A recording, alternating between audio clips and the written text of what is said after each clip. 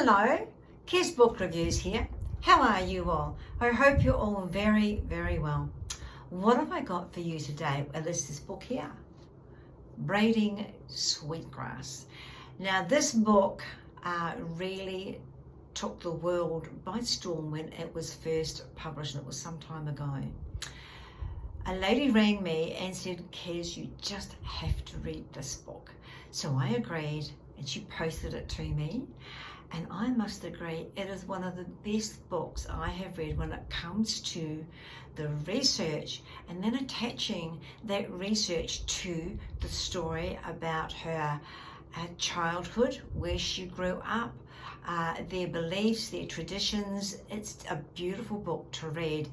And I just fell in love with it. I thought, I wish more people wrote like this about their traditions in life and then attach the scientific value to it, because this is what this book is. So the author is Robin Wall Kimmerer, and I'll read you a little bit about the author.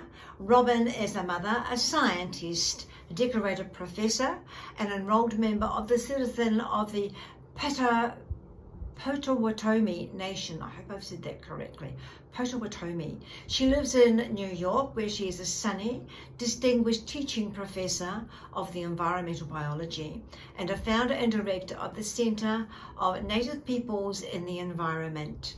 Now, this book really has a lot of research to it. I thoroughly enjoyed it because she talks about how the trees under the earth, the network of trees, and it is done in very scientific language, but the network of trees under the ground where we don't even see, they all talk to each other. And she was talking about the pecan trees that grow where her tribal grounds are. Now, the book is, as I said, it's amazing, an amazing book. So drawing on her life as an Indigenous scientist, a mother and a woman, Robin shows how other living beings, asters and goldenrod, strawberries and squash, salamanders, algae, wheatgrass, offer us all gifts and lessons. And I guess that would go to any country in the world. If you have a plant that is a favorite of yours and is a native plant, get to know it, get to know the history of it. It's just amazing how they all talk to each other. But even if we have forgotten their voices, and a rich braid of reflections that range from the creation of Turtle Island to the forces that threaten its flourishing today, Robin circles toward a central argument that the awakening of a wider ecological consciousness requires the acknowledgement and celebration of a reciprocal relationship with the rest of the living world. And I couldn't agree more.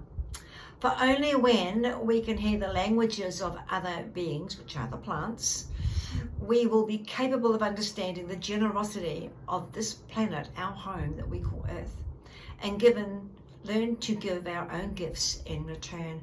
Now, she also addresses gift giving, and I just fell in love with that paragraph because I was brought up with, you make something to give as a gift. But going out to buy them today is the norm. But I truly love making gifts to give to people. And that's the way I was brought up in my family. But Robin actually goes into it even deeper, what actually gift giving means. So folks, I'll put the details below as I normally do. I do hope you enjoy it. And I will talk to you in a couple of days with another book and another author. Bye from me.